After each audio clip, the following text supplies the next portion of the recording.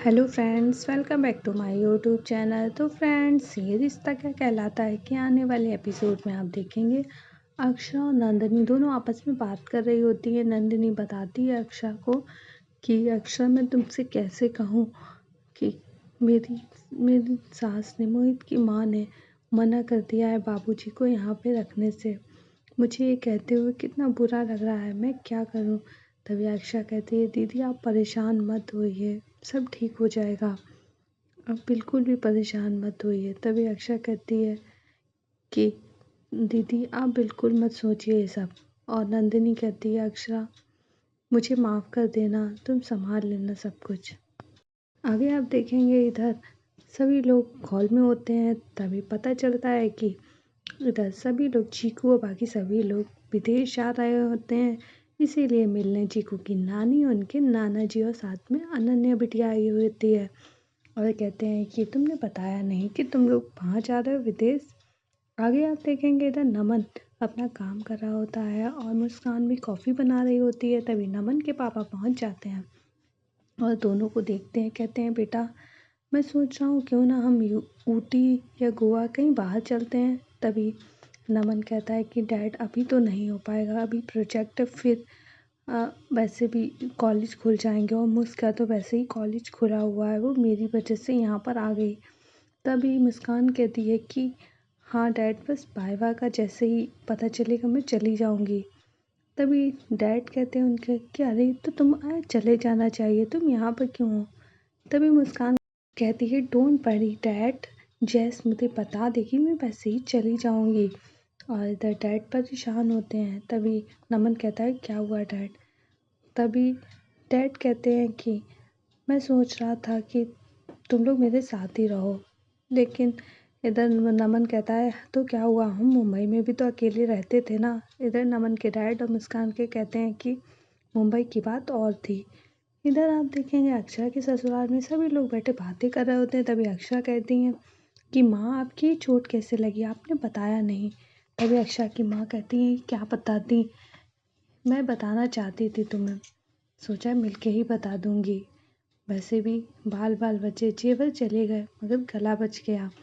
तभी अक्षरा के बाबूजी कहते हैं कि मगर अक्षरा की माँ ने थानेदार को खूब सुनाया है, जरा पूछे तो जरा। और अक्षरा और माँ, उसकी माँ, अक्षरा की माँ कहती है, और कौन कौन जा रहा है। तभी को बताते हैं कि सभी लोग जा रहे हैं, बस दत्ता जी नहीं जा रहे हैं।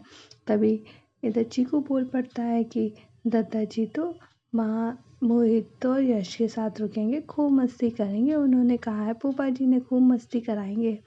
इधर अक्षरा की माँ कहती है, तो वो हमारे यहाँ रुक जाते, लेकिन उनकी बात बीच में ही कट जाती है। इधर अनन्या और बाकी सब लोग खूब सारी बातें करते हैं। अनन्या अपनी एक लिस्ट बनाकर देती है चीकू को और कहती है, ये लो मेरा ये सामान ले आना। तभी चीकू कहता है, अरे वाह, इतना सब खरीदने में तो बड़ा मज़ा आएगा। और इधर भाभी माँ भी कहती है, हाँ बेटा मैं भी तेरे साथ चलूँगी। और अक्षरा जाती है चाय बनाने, पीछे से देवयानी भी पहुँच जाती है चाय बनाने के लिए। और देवयानी कहती है अक्षा से, अक्षा तुम परेशान मत हो, मैं भूल चुकी हूँ, अब वो मेरे बच्चे मेरे सामने भी आएंगे तो भी मैं वो सब याद नहीं करूँगी, तुम भी परेशान मत हो। और वह कह के चली जाती हैं। अक्षा कहती है मन में कि हाँ भाभी, हाँ छोटी माँ, मैं समझ रही हूँ अपने बच्चों से दूर रहना कितना मुश्किल है, लेकिन मैं परेशान अभी उस बात से नहीं हूँ।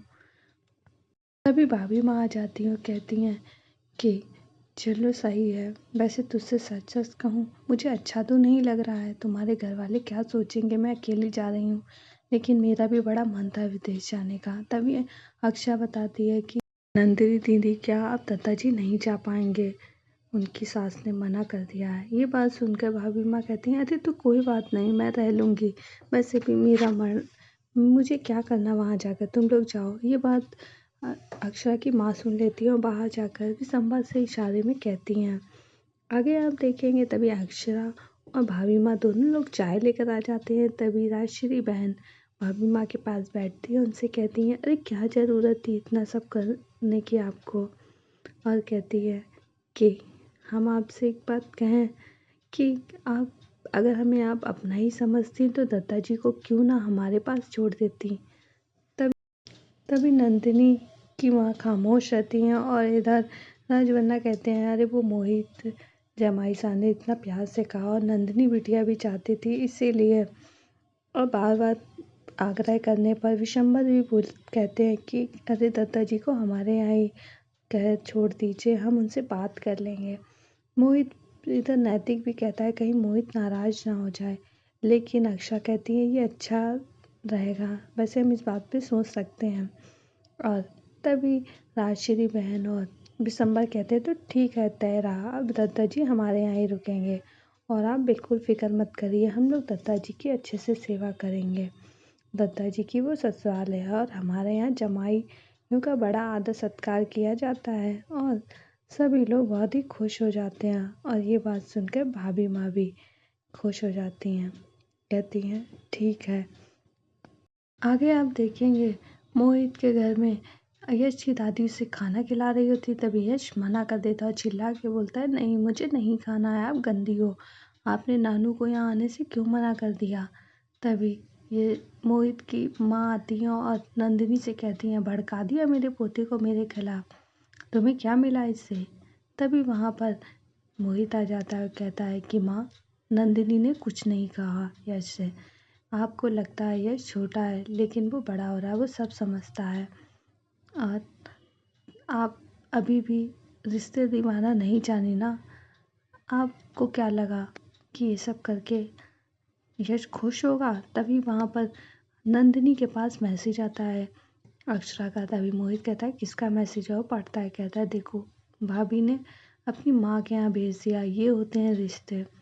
और अभी तक मुझे तो विश्वास नहीं हो रहा, अभी तक आपको रिश्ते निभाना नहीं आया।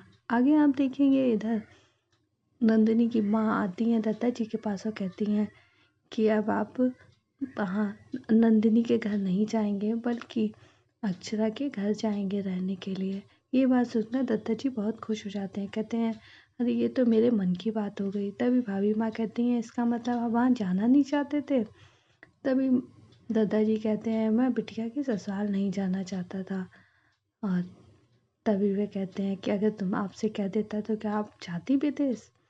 आगे आप देखेंगे इधर अक्षरा के मायके में सभी लोग चर्चा कर रहे होते हैं कि दत्ता जी आएंगे और अच्छा रहा कि वो यहाँ पर आएंगे और सभी लोग को इस बात का ध्यान रखना होगा कि दत्ता जी को ये बात पता ना चले कि ये सब हम लोग ने जानबूझ के किया था। अक्षरा की माँ कहती हैं कि क्या हम लोग दत्ता जी का अच्छे से ध्यान तो रख पाएंगे ना। तभी माँ कहती हैं दादी कि क्यों नहीं रख पाएंगे, जब तुम इतना बड़ा घर संभाल रही हो इतने बड़े परिवार को, दत्ता जी को क्यों नहीं बल्कि हम सब लोग संभाल लेंगे। तभी अंशुमन कहता है कि और क्या, मुझे बता देना, मैं दत्ता जी की एक फेवरेट डिश रोज बना के जाया करूँगा कैफ़े जाने से पहले। आगे आप देखेंगे नैतिक के पास फ़ोन आता है किसी का, वो कहता है क्या आपकी टिकट बुक हो गई, आपका तैयारी हो गई ना। तभी नैतिक कहता है हाँ बस हो गई। वह पूछता है कि मैं जान सकता हूँ आप लोग कौन कौन जा रहे हैं। तभी नैतिक कहता है ऑलमोस्ट सभी लोग जा रहे हैं परिवार के। तभी वे कहते हैं और होटल बुकिंग हो गई क्या। तभी नैतिक कहते हैं कि हाँ अभी नहीं। कहते हैं ठीक है आप सारी डिटेल हमें मेल कर दीजिए, हम चेक कर लेंगे। आगे हम देखेंगे इधर अक्षरा के मायके में सभी लोग बहुत ही खुश होते हैं। इधर देवयानी जी फ़ोन करती हैं अपने बाबूजी को, कहती हैं कि आप मेरा पासपोर्ट निकाल कर बाबूजी बाहर ही रखिएगा, मैं ज़्यादा देर रुक नहीं पाऊँगी, बस पासपोर्ट लेकर वहाँ से चली जाऊँगी। इधर हम देखेंगे राजबन्ना एक कुछ निकाल रहे थे, तभी एक कागज़ गिरता है जिसे देखकर कहते हैं अरे ये देवयानी जी मैं आपको कैसे बताना भूल गया, मुझे ये बताना चाहिए था, मैंने एक ज़मीन खरीदी है और उसके पैसे भी मैंने दे दिए हैं। तभी देवयानी कहती है तो क्या हुआ, कोई बात नहीं बताना भूल गए। तभी राजबन्ना कहते हैं अरे कैसे नहीं, मुझे आपको बताना चाहिए था, अगर किसी और से ये बात पता चलती तो आपको बुरा लगता ना।